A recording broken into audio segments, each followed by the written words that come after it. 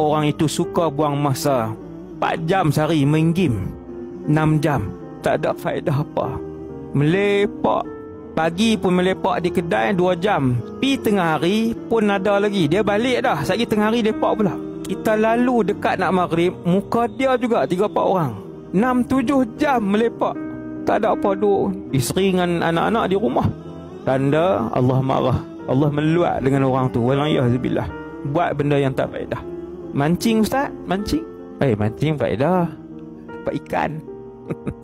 Tapi laki saya jarang dapat ikan ustaz. Kalau pi mesti tak dapat lah. Kalau dapat tu saya sujud syukur lah. Yang tu rezeki buat macam mana kan. Bukan dia pi tu saja aku niat melepak kerana Allah Ta'ala.